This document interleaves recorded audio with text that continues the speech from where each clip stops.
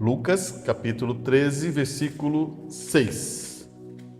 É uma parábola que Jesus fala, né? Vamos lê-la primeiro.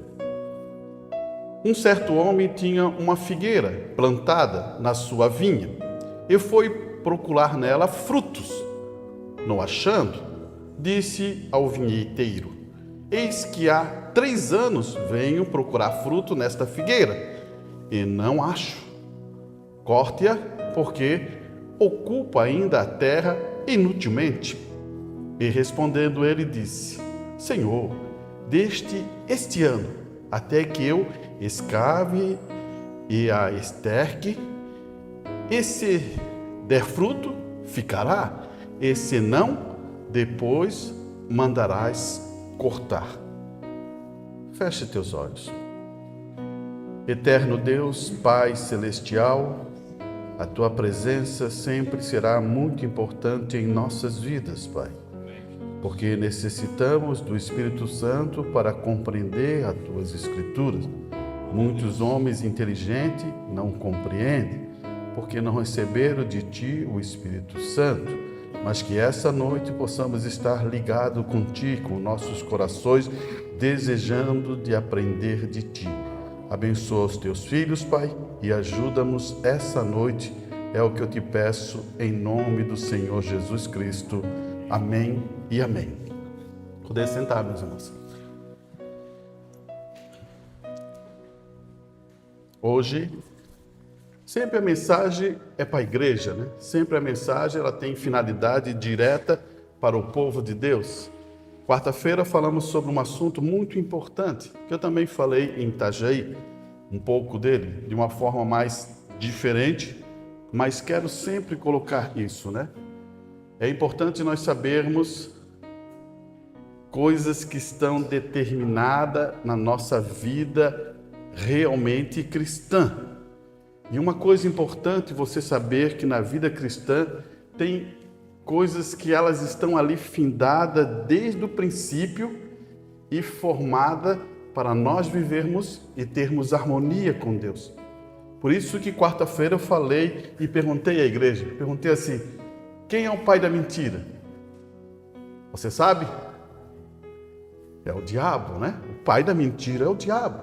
Então você diz assim: irmão, sim, o diabo sempre foi. Quem fez a primeira pregação? Satanás. Aonde foi? Foi no céu. Ele conseguiu enganar 1/3 parte dos anjos pela informação que ele passou. Ele diz assim que poderia fazer um reino mais bonito, mais perfeito do que Deus. Então ele está dizendo uma coisa para aqueles anjos que estavam escutando a pregação: que Deus não é perfeito.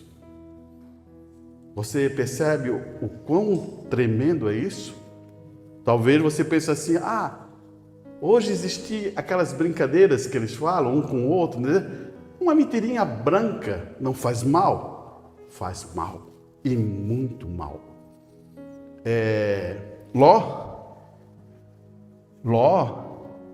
os seus genros não creram nele por ele não transmitir confiança na palavra de Deus. Já pensou? Alguém não possa crer em você por não transmitir confiança naquilo que está sendo falado? Então, isso é de modo você pensa. E quando Satanás desce no jardim do Éden, o que acontece? Ele começa a propagar outra mentira, porque a partir de agora ele vai usar a serpente, e a partir de agora ele vai falar com Eva.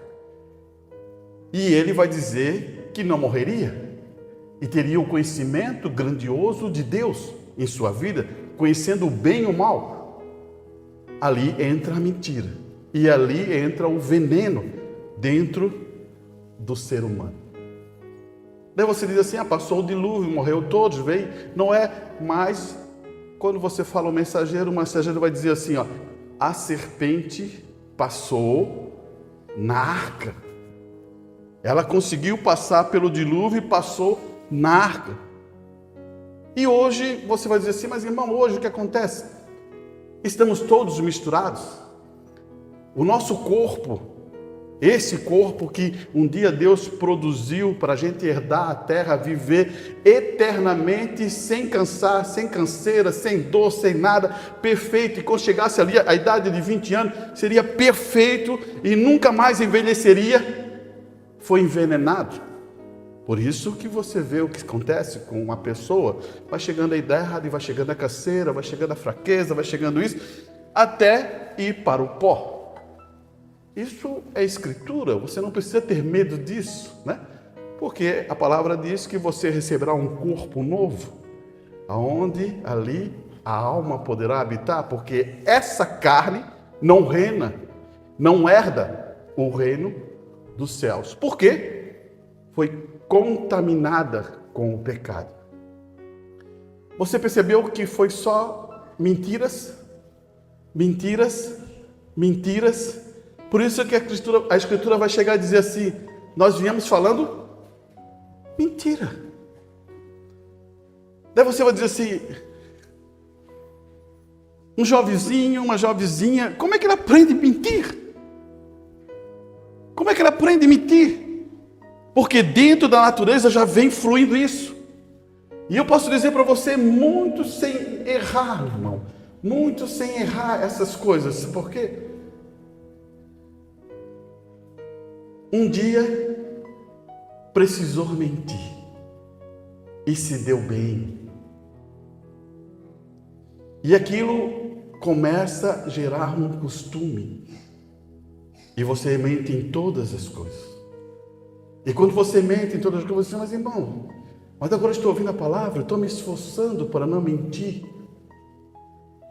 Ainda está errado, meu irmão. Você tem que nascer de novo para não mentir mais. Não é se esforçar para mentir, porque você vai continuar mentindo. Por isso que Jesus Cristo foi tão duro com Nicodemo. Necessário é nascer de novo. Porque quando você nasce de novo, você torna uma nova criatura. E a partir de agora, Deus pode trabalhar em você e produzir essa nova criatura perfeita. Como Jesus Cristo se tornou perfeito. A mesma forma é esse padrão que Deus usa em nossas vidas. Não é você, a partir de agora, eu não vou mentir. Não, a partir de agora, eu me entreguei a Deus e eu nasci de novo. Daí, a coisa começa a mudar. E quando a gente fala dessa questão de mentira, irmão, o irmão Brana vai chegar dizendo uma mensagem rapidamente, porque o meu assunto não é esse, mas eu vou trazer esse pedacinho para ficar firmado. Ele fala assim que o ser humano não foi feito para mentir. Nenhum de nós foram feito para mentir. Tanto que ele vai começar a dizer assim, ó, existe um equipamento que coloca no seu pulso, em sua cabeça, e descobre que você está mentindo. Porque você não foi feito para mentir. Daí você vai dizer, mas irmão, então Arantes, esse equipamento se bota na mente, então esse equipamento lê a minha... Não, ele não lê a sua mente. Ele lê a tua alma. Porque está dentro diretamente do coração. Por isso que o Bobrana vai começar a dizer assim, a tua mente é a consciência. E o teu coração é o subconsciente. E quando Jesus fala isso, ele está falando para os escribas e os fariseus. E ele fala assim, para os escribas e fariseus, vocês me chamam de bom mestre e querem me matar. Então tem alguma coisa errada aí. Quando eu digo assim, irmão, tu é um precioso irmão e por trás eu quero matá-lo. Não é matar com um revólver ou com uma faca, mas matá-lo com palavras. Você percebeu aqui o que está acontecendo aqui? Você na frente diz, bom dia meu irmão, bom dia minha irmã, mas no coração, que é a alma, que é subconsciente, você não quer fazer isso. Esse é um problema sério. O homem perfeito, ele fala verosmente com o seu coração, ou com o seu subconsciente. Por isso que Deus amou tanto Davi, que falava diretamente do que sentia do seu coração. Ele não era a palavra que Jesus usou para os fariseus e escribas, hipócritas. Você percebeu? Hipócritas. Por que ele usou a palavra hipócrita? Porque falavam boas coisas, mas dentro do seu coração não era aquilo que ele queria falar. Você já pensou isso? Já pensou isso? Quão difícil é eu sair, apertar a mão de um irmão, apertar a mão e falar, Deus te abençoe, mas lá dentro eu não quero falar isso. Quão duro é isso? É o que Jesus ia dizer. Hipócritas.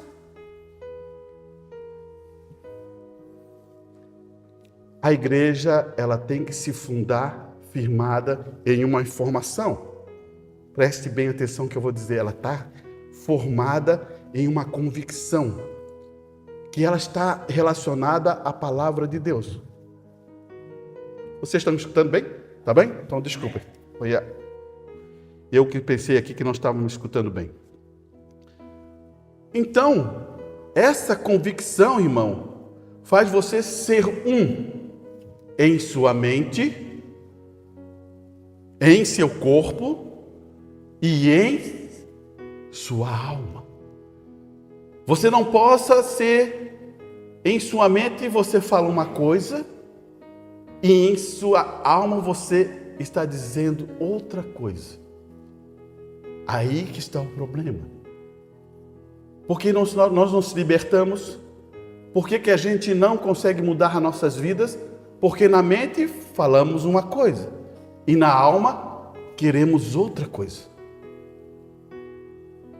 Irmão Branham prega uma mensagem de libertação total. E eu queria mostrar isso só rapidamente para você entender o que o irmão Branham fala.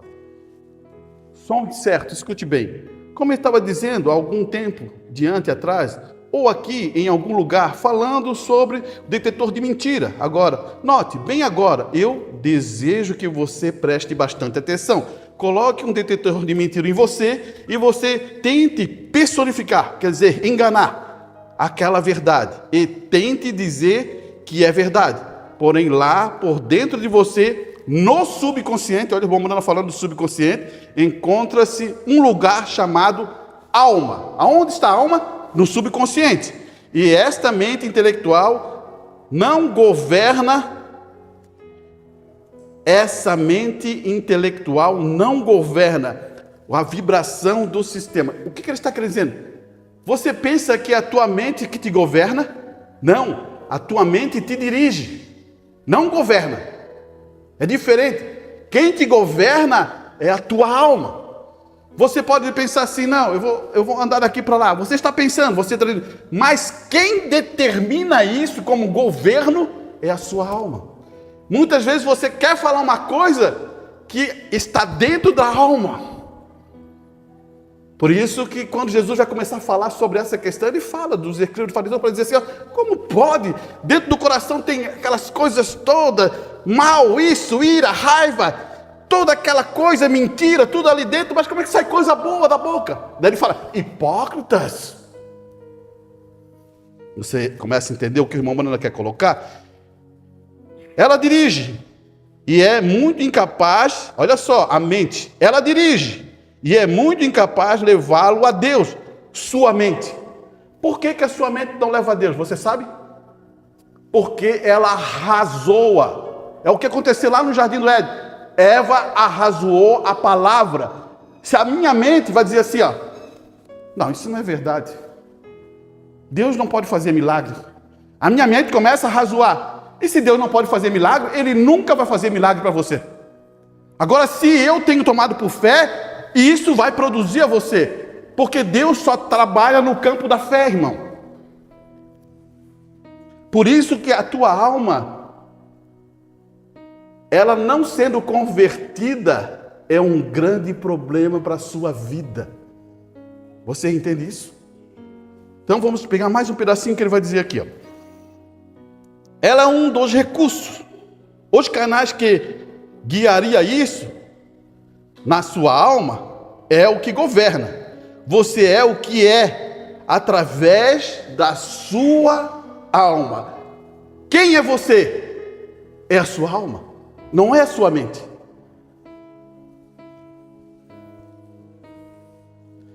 Tem uma escritura que fala assim: até os loucos encontrarão os caminhos, não é isso? Por quê? Porque não tem a ver com aqui, tem a ver com aqui. Você entende isso? Sempre foi com a alma que Deus tratou. E ele vai colocar mais um pouquinho. Ele vai dizer: Jesus disse aos fariseus, ora, hipócritas, como pode falar boas coisas quando eles estavam chamando de bom mestre? E assim por diante, disse: da abundância do coração fala os lábios. E em nosso coração nós me odeia, e em nossos lábios me chamas de bom mestre. Ele disse: hipócritas. Veja, a sua alma está pensando uma coisa e os seus lábios você está falando outra coisa. Que situação, que coisa horrível, que coisa enganosa. É um hipócrita, pois ele disse em sua coisa que estava na mente, quando a alma dele diz outra coisa. Isso é o que falamos sobre esse assunto, explanamos um pouquinho mais sobre esse assunto da mentira. Você percebeu? Agora eu faço uma pergunta para ti. Qual é a nossa era que estamos vivendo que não tem... Olha, irmão, as pessoas extrapolaram a mentira. Você não pode confiar em um político, você não pode confiar em um médico, você não pode confiar em um pastor, você não pode confiar em qualquer setor, de repente até um setor de serviço, você não pode confiar em você. Então o que vai acontecer, irmão Arantes? Você percebeu como Satanás usou uma arma que é não é as mentiras, não, a mentira, que sempre veio do princípio, para nós destruir a confiança um dos outros.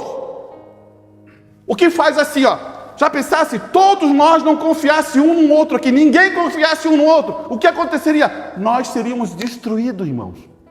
Você entende o que eu quero falar? Eu estou falando de mentira, que é de Satanás, porque se eu não confio em você e você não confia em mim, o que acontece? Essa foi a arma que Satanás colocou no mundo, e Deus não quer isso em seus filhos. Por isso que ele vai dizer assim, ó: fale a verdade. O que ele quer dizer? Fale a verdade. Você nasceu, você está sendo justificado, você está sendo santificado. Paulo fala assim: fale a verdade. Por que isso? Olhe bem, olha o que eu vou falar para você. Isso é hábito. Você fala mentira, você vira um mentiroso. É um hábito. Se eu falo a verdade, eu não consigo mais produzir outra coisa, porque eu quero falar a verdade. Você entendeu, né? Vamos para a outra parte. É só para confirmar isso, para guardar em seus corações, irmão. Eu queria falar também um assunto que está muito nessa questão, porque isso aqui é só uma informação que eu vou passar para você. Mateus, você está aí, quer acompanhar? Mateus 7. Você entendeu o que é? Como Satanás quer destruir, né? Ele quer que todo mundo não confie em ninguém, né? Um irmão não confia no outro irmão, um amigo não confia no outro amigo, um colega não confia no outro. E você entendeu, né? Por isso que Deus vem dizer: produza a verdade em sua vida. Um esposo não confia na esposa, a esposa não confia no esposo. Por quê? Começa a surgir. Você percebe o que acontece aqui? Depois que Satanás consegue colocar aqui no meio deles, começa a briga, começa a confusão, porque tem que acontecer alguma coisa aqui para produzir outra, irmão. Amém. Olha o que está acontecendo aqui, ó. É Jesus também falando no capítulo 7, no versículo 1. Olha só, é para você, igreja. Você pode responder. Não julgue para não ser julgados. Olha só o que Jesus está falando. Porque como o juízo com que julgas, sereis julgados. E com a medida com que tiveres medido, hão de medir a vocês. E porque reparas tu do argueiro que está no olho do teu irmão, e não vê a trave que está no teu olho? Ou como dirá ao teu irmão, deixe tirar o argueiro do teu olho, estando uma trave em teu olho? Hipócritas, tire primeiro a trave do teu olho, então cuidas de tirar o argueiro do olho do teu irmão. Você entendeu? Você entendeu o que ele está falando? Ele está falando de um tipo de pessoa que fala mal, que fala isso, mas ele está bem pior do que aquele outro. Você percebeu? Jesus está falando de hipocrisia. A única coisa que ele está colocando é a forma como é que é, mas ele está colocando hipocrisia. Ele está dizendo que essa pessoa tem uma trave. Uma trave é uma coisa dessa largura e está na frente dos seus olhos. Não é um cisquinho dentro do olho, é uma trave. E ele ainda consegue ver o cisquinho no olho do outro. Você entendeu isso? O que Jesus está querendo falar? Ele está querendo falar de uma questão aqui. Olha só a questão que ele está querendo apontar, irmão. Isso aqui é importantíssimo nós entender. Olha só. Porque, no segundo, 7, o segundo versículo. Porque com o juízo com que julgares, serás julgados. Eu estou com uma trave desse tamanho aqui, ó. Aqui, na minha frente. Tem vezes que só estou olhando as pontas. Ainda vou querer julgar? Não tem como. O que Jesus diz? Tira! Tira! Daí você vai ajudar a tirar o cisco. Você está aprendendo aqui? Olha só. Porque com o juízo com que julgares, serás julgado. Irmão, se isso a gente tivesse no nosso coração, sabe o que a gente teria em nossa vida? Graça. Todo julgamento que você ia fazer, você usar graça, para não ser julgado erradamente. Você sabe que na lei brasileira, em qualquer lei do mundo, os princípios foram usados da Bíblia? Os princípios que estão nas leis regentes do Estado, do governo, onde que for, é princípio bíblico. Por isso que você chega na frente do juiz, o juiz vai dizer assim, ó, ele fez isso, ele fez aquilo, você tem prova? Você não tem prova? Não, eu tenho uma prova assim, essa prova não está boa, liberta ele. Porque é preferível libertar do que não ter certeza. Agora, quando você tem certeza, o juiz tem certeza, tem provas cabíveis, ele diz, julgai condenado. Você entendeu? Um juiz sério, ele sempre vai agir dessa maneira. Nunca ele vai querer criar prova para condenar aquela pessoa. Ele vai olhar nos autos. Eu só estou querendo dizer isso para você entender como é Deus. Daí nós somos os que julgam. Nós somos os que fazem isso. Por isso que Jesus diz, não julgueis. Mas espera aí, tem coisa melhor ainda. Ele vai dizer assim, e por que reparas tu no argueiro que está no olho do seu irmão e não vê a trave que está no teu olho, né? É isso que ele quer dizer. Daí ele vai dizer, hipócritas, formado no quê? Coisas maiores ele está fazendo de errado e fica reparando as outras coisas. Que não era nem para ele reparar e nem julgar. Agora eu quero mostrar, em contrapartida, o que você acha? Nós devemos julgar? A igreja deve julgar? Presta bem atenção. Deve julgar. Sabia disso?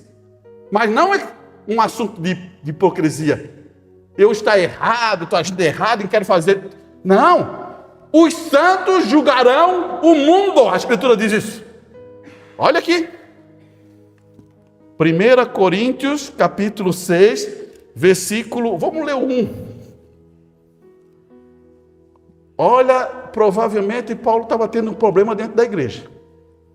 É incrível isso, mas tinha tendo problema. Pô, na igreja de Paulo, irmão, antes tem algum problema? Toda a igreja, escute bem, que está servindo ao Senhor, toda a igreja que está servindo ao Senhor, se ela não tem problema, é porque Satanás já tomou conta. Você entendeu? Se a igreja não tem problema, pode fechar a porta, porque Satanás já tomou conta. Então, todas as igrejas têm problema para manifestar o quê? O amor dos realmente filhos e filhas de Deus. Ai, meu amor, é isso? É isso aí mesmo. E agora escute bem. Ouça alguns de vós, tendo algum negócio contra outro, ir ao juiz perante os injustos, e não perante aos santos. O que ele está querendo dizer aqui, irmão? Eu tenho um problema com o irmão, ele tem um problema comigo. De vez de a gente falar, conversar aqui e ir na presença de um irmão maduro ou ir na presença de um pastor para conversar o problema, sabe o que eles fazem? Vou te colocar na justiça. É isso que eles fazem. Por isso que ele diz assim, ó, ir a um juiz. Você está entendendo? Agora, só o que Paulo vai dizer? Escuta aí. Não sabeis vós que os santos hão de julgar o mundo? Peraí. Mas escutar essa palavrinha ali. Os santos vão fazer o quê? Julgar o mundo? Ora, se o mundo deve ser julgado por nós, sois porventura indigno de julgar as coisas mínimas? Olha só o que ele está falando. Então você é indigno de julgar as coisas mínimas? Você não sabe julgar as coisas mínimas? Para você aprender a julgar, você tem que entender o assunto. Para você aprender a julgar, você tem que saber sobre aquilo. Para você saber julgar, você tem que amadurecer a palavra de Deus. Você tem que saber que Deus, ele tem um trabalho muito forte que ele já mostrou na nossa era, que é saber ter graça e misericórdia e ser longânimo. Agora, escute Paulo continuando a falar. Isso é bom, irmão. Ele vai dizer assim, ó, no 3. Não sabeis vós que havemos de julgar os anjos. Qual anjo que ele está falando? Os anjos caídos. Os anjos caídos. Irmão, agora eu vou passar para outra parte de anjos terrenos. Porque um pregador, um pastor é um anjo. Você sabe disso? Ele é um mensageiro. Ele está falando a palavra, ele é um anjo. Mas existem muitos pastores que são anjos caídos também. É duro falar, né? Mas isso é a verdade. E se você acha que não é verdade, é só ler Judas. Um capítulo só, leia Judas, você já vai perceber que isso é a verdade. Homens que estão com a Bíblia na mão, com a mensagem na mão, que era para ser um anjo. Não um anjo com asinha, não, flutuando, não. Um anjo como um mensageiro da palavra. Mas não fazem o devido valor, porque eles pregam outro evangelho, né? E Paulo vai continuar dizendo aqui, olha aqui. Então, se tiveres negócio em juízo pertencente a esta vida, podes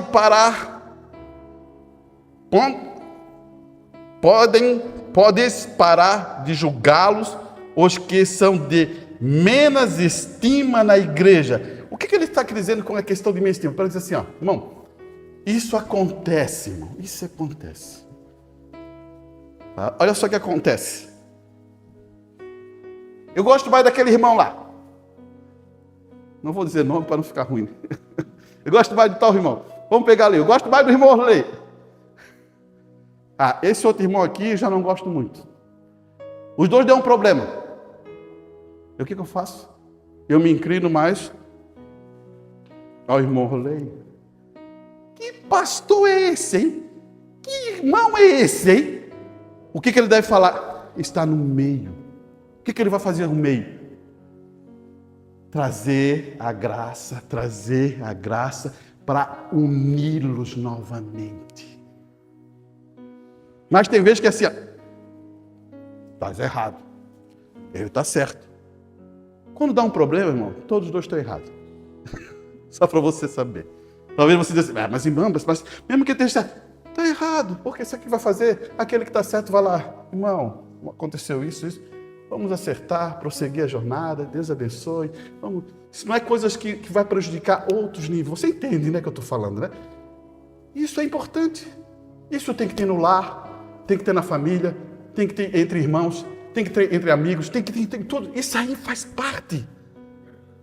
Quem é que não erra? Todos nós erramos, irmão. Aí que está essa condição. Então ele vai explicar isso para dar uma confiança em quê? De você não fazer escolhas. Não. Se manter fiel no padrão que a Bíblia ensina. No 5. Para vós envergonhar, digo, não há, pois, entre vós sábios, nem mesmo um que possa julgar entre os seus irmãos. Daí Paulo está falando para a igreja porque estava tendo problema. Você entendeu aqui? Porque ele está explicando. Não tem nenhum que saiba julgar.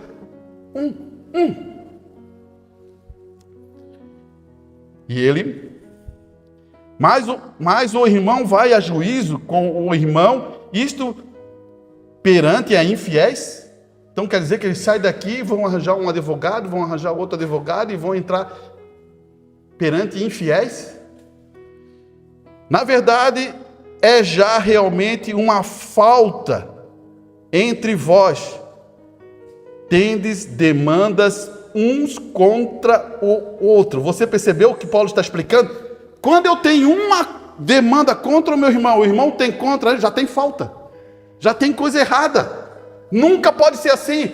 Irmão, um coração de um filho de Deus, ele quer acertar, ele quer resolver, ele não sente-se bem com isso, ele quer realmente, poxa, o que houve com nós? E tem vezes, você pensa que é você, ou você pensa que é ele, não, tem vezes que é só Satanás. Ele pegou, só botou um negocinho aqui, ó.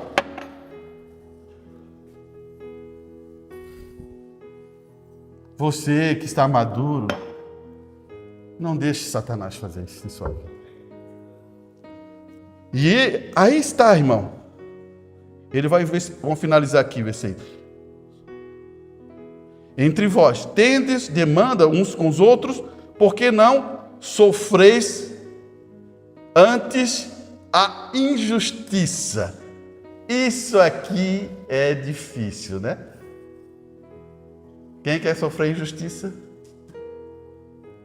Porque não sofreis antes o dano.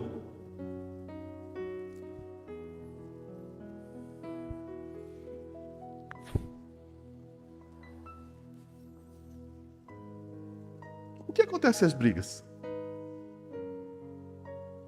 90% das brigas é finanças.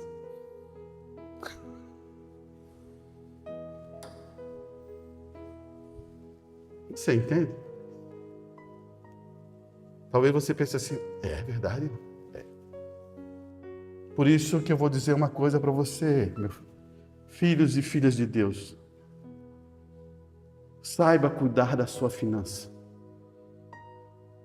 Primeira coisa que um filho de Deus devia aprender, claro que tem a ver a fé, a base, você sabe tudo isso aí, mas ele saber cuidar disso, porque Satanás, ele é um exímio atirador. Se ele derrubar a tua finança, o que acontece? Você sabe o que acontece? Você sabe o que acontece? Se ele conseguir destruir a tua finança, o que acontece? Você já não vai, pô, tem que fazer isso, tem que resolver isso, e não nunca dará certo para mim. Já começa até achar, pô, Deus não está me abençoando, Deus não me ajuda. O que está acontecendo com a minha vida? Eu quero servir a Deus. Você percebeu? Mas só que Deus, Ele quer que você amadureça também nisso. Você pensa que você está na igreja só para algumas coisas? Irmão, dentro da Bíblia tem tanta coisa para a gente aprender. E saber usar, e saber manifestar, que seria, olha, a gente teria ficar aqui, ó, falando. Por isso que eu estou falando para você, irmão. E muitas vezes as pessoas se afastam de Deus, a grande maioria, por finanças. Porque ficaram bem, né? Outros porque não abaixou o nível. Então você deve cuidar com isso. E por isso que Jesus sempre falou, ele sempre falou isso, irmão. E eu vou depois colocar isso dentro da escritura, dentro da mensagem aqui. Ó. Ele sempre vai falar de uma questão assim, ó. Que você deve cuidar disso porque finança, ou vou usar a expressão riqueza, é um Deus. Sabia? É um Deus. Você vê como é que é um Deus? Olha um milionário. Se ele quiser o melhor hospital, ele pode escolher no mundo todo. Se ele quiser fazer alguma coisa, ele pode fazer o que é aquilo. Ele não pede mais para Deus. Ele vai usar o seu Deus, que é o dinheiro. Só que tem uma coisa no dinheiro. Por isso que a Bíblia fala, o dinheiro é a raiz de todo mal. Não é por causa ter o dinheiro, mas é o coração trancado ao dinheiro. É duas coisas diferentes, muito diferentes. Irmão, tem rico que não está trancado com dinheiro. Tem pobrinho, mas...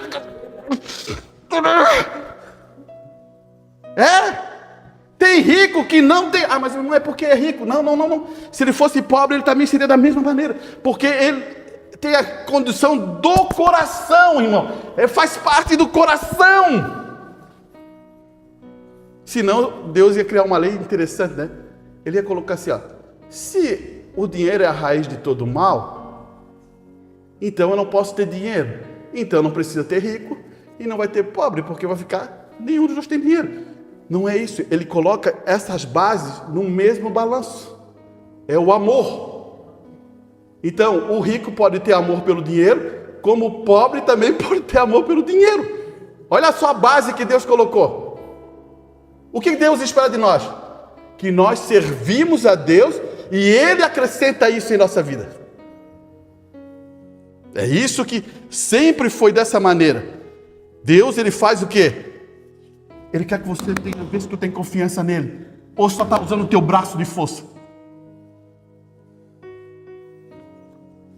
Ou é o teu braço de força, ou é a confiança em Deus. Agora você não pode se enganar aqui. Se lembra que eu falei? Não se engane com isso. O ser humano ele é muito hábil em se enganar. Olha aqui, escute bem.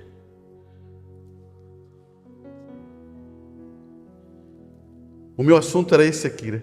Acho que se você esperar mais uma hora, eu termino o meu assunto. Mas o meu assunto era esse aqui, ó. Agora observe a compaixão que o lavrador teve da árvore. Observe, responda. Deste marido da vinha, que era o dono da vinha, né? Jesus Cristo é o dono da vinha. A vinha, quem é? Essa vinha, essa árvore que está mostrado ali, que essa figueira, é Israel. Quando Jesus está falando de Israel, Ele está dizendo assim, ela não está produzindo frutos. Porque Israel tinha que produzir frutos. Então tem um fruto específico para o tempo final. E Israel vai produzir esse fruto no tempo final. Você entende o que está acontecendo? Por isso que o trabalhador fala assim, não, Senhor, vamos cavar, vamos estercar, vamos esperar mais um ano, para ela produzir o quê? Um fruto específico. É isso que Jesus está falando ali. Pense em nós, irmão, como uma planta, como uma árvore. Deus começa a mostrar a palavra de Deus, começa a amadurecer você, Ele está esperando que você tenha o quê? Frutos. Frutos de cristão. Frutos de manifestar o tempo, a era que estamos vivendo. Saber o que a palavra está dizendo. Você tem que se tornar um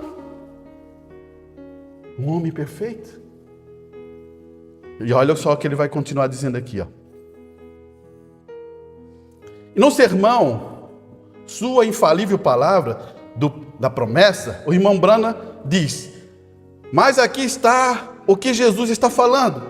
Na minha opinião, humilde, era que ele disse que esta geração, grave agora, esta geração que outra palavra, a geração que viu a figueira, a árvore brotando e seus botões. Veja, ele diz aqui: e quando a figueira começar a ficar terra e estender os seus galhos, você diz que o verão está próximo. Da mesma forma, vê, quando você vir todas essas coisas, saiba que a hora, quando você vir todas essas 3 perguntas respondidas, o tempo está à porta. Aquela geração que vê a figueira. Qual geração? Que geração que é para ver a figueira? É nós, porque Israel é a figueira. E ele está dizendo que é uma geração. Na Bíblia você vai ver geração de 30 anos, geração de 40 anos. Na Bíblia, em Salmos 90, 10, se você puder abrir a Bíblia, você logo vai ver, tem geração de 100 anos ou 70 anos. Porque em Salmos vai dizer que ao homem cabe viver 70 anos, se passar 10 anos ali, já é canseiro, afago, né? Mas daí eu fiz um cálculo, irmão, eu estava olhando ali, eu estava querendo saber por essa questão de geração.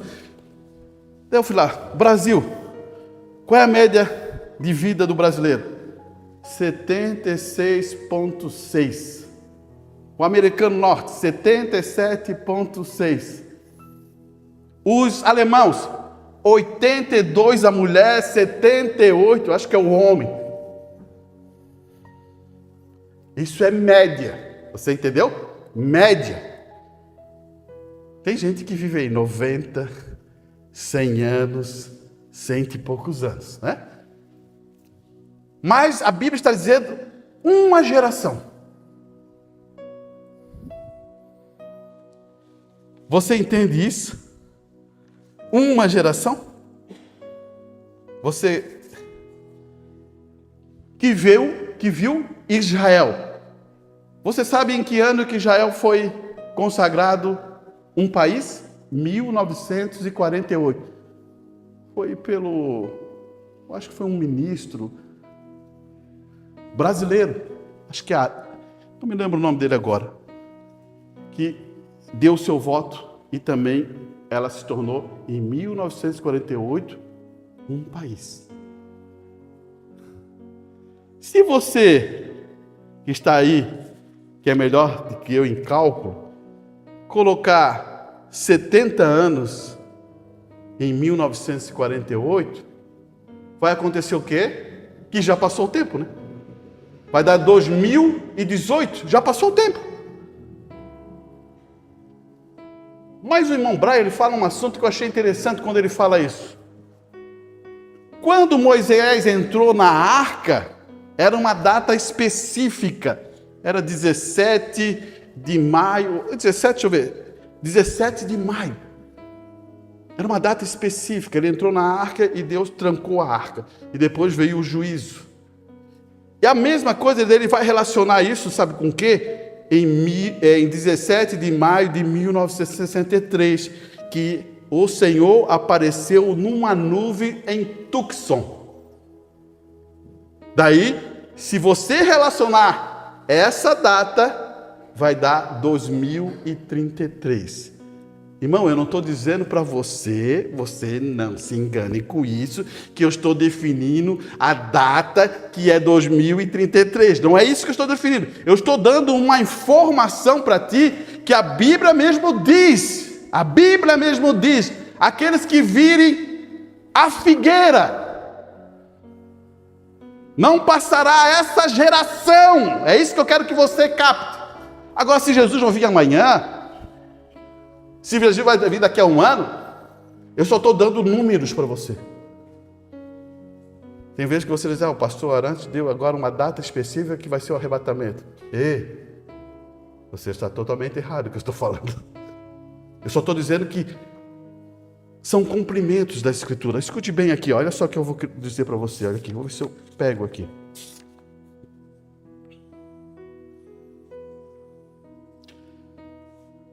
Ele vai dizer assim, ó. E Pedro, lembrando-se, disse: mestre, eis que a figueira que amaldiçoasse secou. Jesus respondeu e disse: tendes fé em Deus?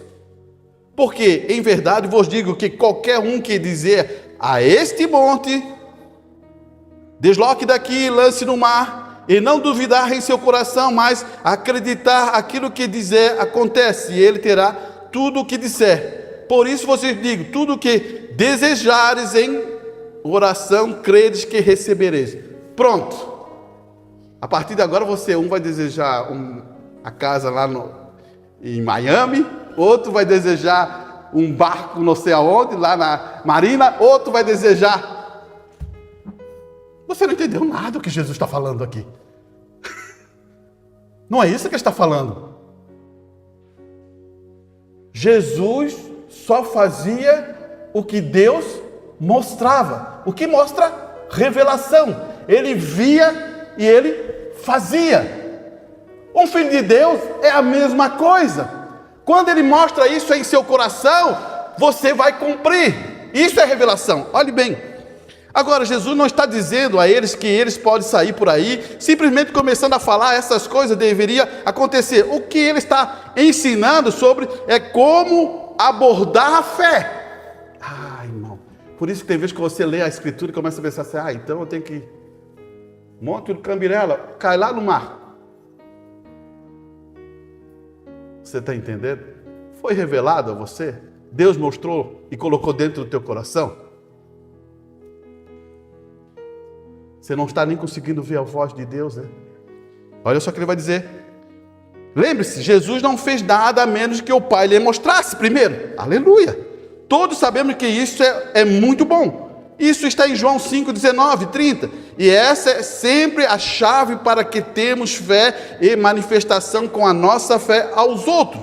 Não é que você quer, mas sim o que Deus te mostrou. Não é que queria uma arca? Deus que mostrou a arca, não foi isso? E agora ele faz o que foi revelado ao coração dele, construir a arca. Porque senão vai ser qual o nosso desejo? Se eu falar aqui e começar, qual é o desejo? Qual o desejo?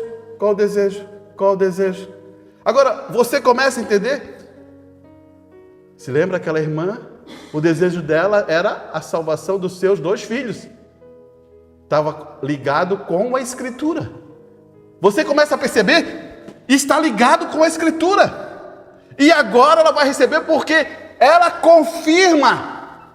E Deus fala com o seu profeta e diz, pode falar para ela, pedir qualquer coisa. Você percebeu? Mas Deus já sabia o que ela ia pedir. Por isso que tem uma parte na Bíblia que fala assim, não sabemos pedir.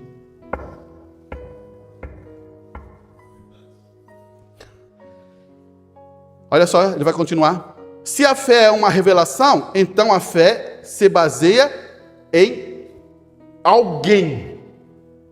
Se a fé é uma revelação, ela se baseia em alguém. Aquele que falou, né? Deus falou, você toma por fé e isso se torna revelação. Você ficou triste por saber que você agora, os meus desejos não vou receber mais? Você ficou triste? Não, né? Acho que você ficou feliz, né? Deus é um Pai tão bom que tem vezes que Ele coloca o desejo do teu coração em algumas coisas. Não sei se já aconteceu isso com você. Já aconteceu comigo. Sabe por quê? Tem vezes que Ele quer que você fique feliz.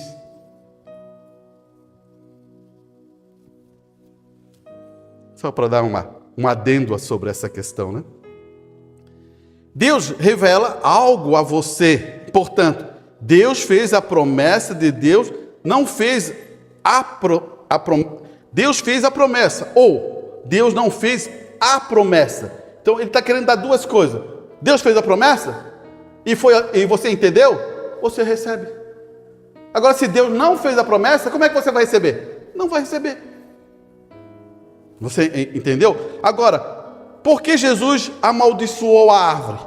Porque ele não encontrou aquela coisa naquela árvore que evidencia que a árvore era capaz de produzir fruto. Você entendeu aqui, irmão? Quando Jesus gera a maldição para aquela árvore, ele está falando de Israel, tá? Aquela árvore ali foi amaldiçoada, está falando de Israel. Porque depois você sabe que Israel não aceita Jesus Cristo, você sabe? Os próprios dizem assim: não, nós queremos Barrabás. Jesus já sabia que aquela árvore nunca ia produzir fruto. Por isso ela foi amaldiçoada. Você está captando aqui o que acontece? Você está entendendo que Deus te chamou para gerar frutos?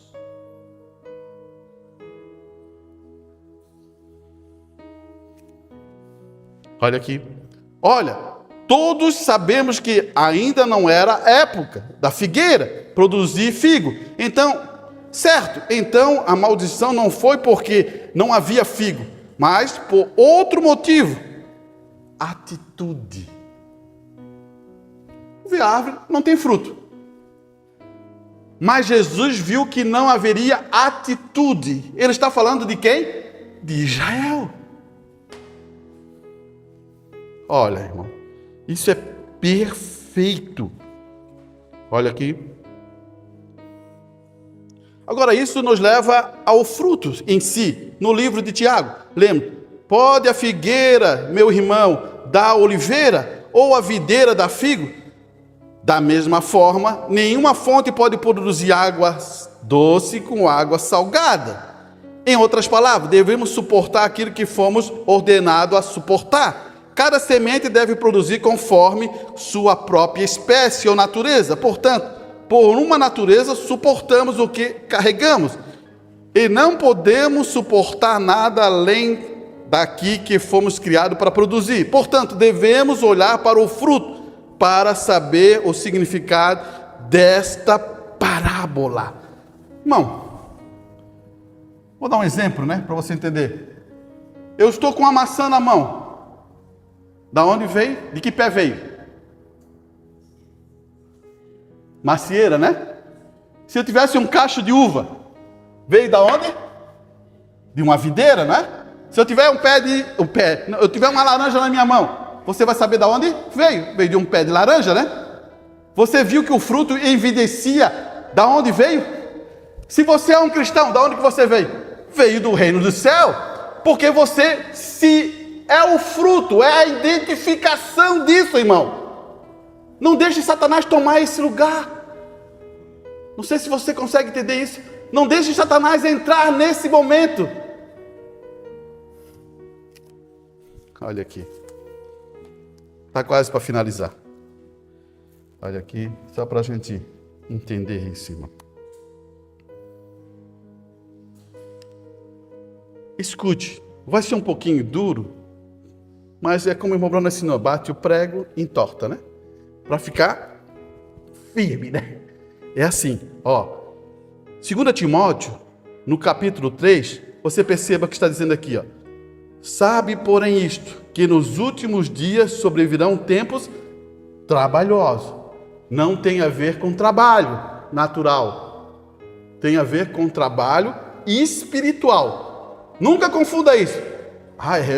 Alguém vai dizer assim, é verdade, estou trabalhando que não é mole, irmão. Não tem a ver com isso, não é esse trabalho que está falando aqui. Ele está dizendo que nos últimos dias sobrevirão tempos trabalhosos. Por quê? Pode ver que está ligando agora, está fazendo a ligação. Paulo está fazendo a ligação. Porque haverá homens amantes de si mesmo. O que é amante de si mesmo? Ele ama a si mesmo, os outros ele não está nem aí. Ele quer viver a vida dele. Não tem nada a ver com... Não, eu vou até a igreja, mas não quero viver, eu quero viver a minha vida. Ninguém vai dar palpite da minha vida. Tudo bem. Um dia você tem que... Nenhum pastor vai dar palpite da sua vida. Você vai viver a vida que você sente que você vai viver. Mas o que o pastor, um homem de Deus, está fazendo aqui, ele só está advertindo como um filho de Deus deve viver. E olha só o que ele vai dizer. Homens amantes de si mesmos, avarentos, presunçosos, soberbos, blasfemos, desobedientes de pai e mãe, ingratos e profanos. Viu a lista? É uma lista que ele está falando. Paulo está usando uma lista. Se ele pudesse, ele ia colocar mais, mas ele está colocando uma lista. Ele vai dizer assim, olha só o problema desse tempo, irmão. Esse tempo. Eu quero que você entenda que é esse momento, é essa hora. Sem afeto natural. Você sabe o que é sem afeto natural? Não liga nem para ninguém, nem para a família. Preste bem isso. Irreconciliáveis. Mesmo que você queira reconciliar, eles não vão aceitar. Daí vai entrar caluniadores. Pensasse, você já viu um cristão ser caluniador? Incontinente, cruéis. A palavra vai dizer assim, sem amor para com os bons. Isso aí. Você começa a entender o que Paulo está dando. Ele está falando lá, mas apontando aqui para nós. Olha só o que ele vai dizer: traidores, obstinados, orgulhosos, mais amigo. Aqui que está o problema, irmão. Aqui, mais amigo com os deleites, dos deleites, do que amigo de Deus. Você vai dizer assim, irmão, eu trabalhei tanto, eu posso fazer, eu não vou fazer uma viagem, vou fazer um deleite, vou fazer isso. Não, pode sim. O que Deus está falando é outra coisa, muito mais profunda. Muito mais profunda. Tu ama os deleites, amar os deleites mais do que Deus. Não é que você não possa fazer uma viagem, não é que você não possa visitar alguém, não é nada disso. O que ele está explicando é que você tem prazer nos deleites e não em Deus. Ficou compreendido, irmão? Ficou compreendido? E Paulo está colocando isso. E olha só o que ele vai dizer agora. Tem aparência de piedade. Você sabe o que é aparência de piedade? Você nunca vai esquecer. Aparência de piedade é assim, Tu olha para ele.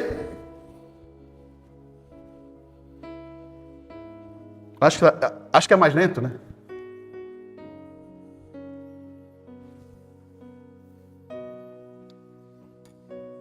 Eu vou ser bem claro para vocês, irmão, de uma coisa, para você entender o que eu quero dizer para você. A aparência de piedade, ela está num degrau.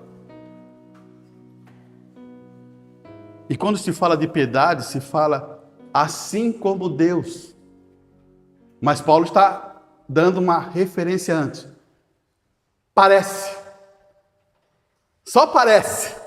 Daí você vai entender quando Jesus fala hipócritas. Você lembra? Porque parece.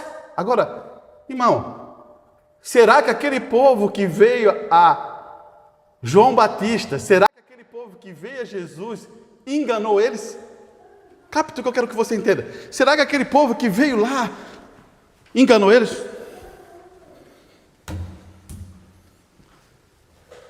Você está sendo enganado? Você não está botando a palavra e tu acha que você está sendo enganado? Daí você diz assim, irmão Areta, eu não posso julgar. Você está entendendo o que Jesus mandou julgar? O que Paulo está dizendo, se você não sabe julgar, o que você está fazendo? Será que você vai para a eternidade sem saber julgar? As coisas boas e certas, as devidas?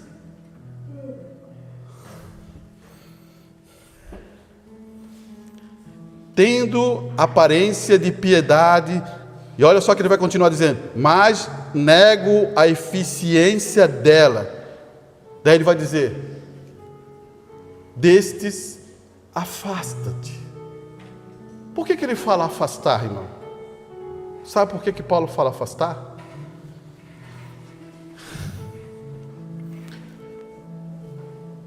Procure filhos de Deus.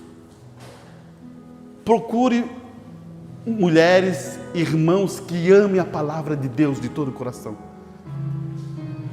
Una-se num companheirismo de filhos de Deus. O que vai acontecer? Você vai crescer. Agora, naquela outra contrapartida, você não vai crescer. Por isso que ele fala assim, afasta desse tipo, porque parecem... E vocês vão pegar o mesmo tipo de ação daquele tipo que parece. Será que Judas enganou Jesus? Pense nisso.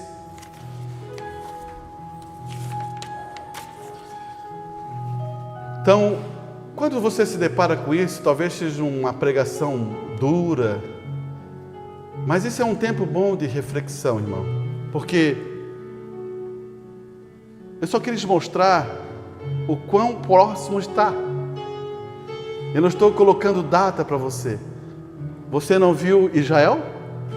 Você não viu o que está acontecendo?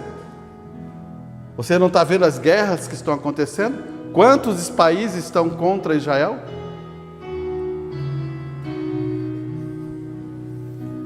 O mundo todo ficará contra Israel.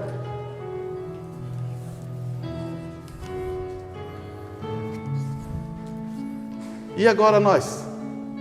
O que fizemos? Vamos sair aqui desesperados? Recebemos uma mensagem poderosa de um homem chamado William Branham, que é um profeta da nossa era, que é o alarido, que é uma mensagem de Deus, que ensina como nós receber e entrar no arrebatamento. Daí você diz, mas eu nunca vi sobre isso. Opa, pare aí. Eu acho que está sendo falado muito tempo sobre essas questões. Então, amadureça o teu coração, irmão. Se você ainda não sabe sobre isso, eu me lembrei de uma escritura agora. Na presença da Shekinah foi colocado o cajado de Arão seco. Em uma noite ele reviveu, ele nasceu as folhas, deu as flores e deu o fruto. Já pensaste nisso? Isso não vai acontecer, irmão. Ah, é? Moisés, na presença da Shekinah, ele se mudou. Na presença, pode ser 1 minuto, 1 segundo. Na presença, você mudará a vida completa. Agora você tem que ter esse desejo de estar. Você entendeu? Na presença. Não é na igreja. É na presença.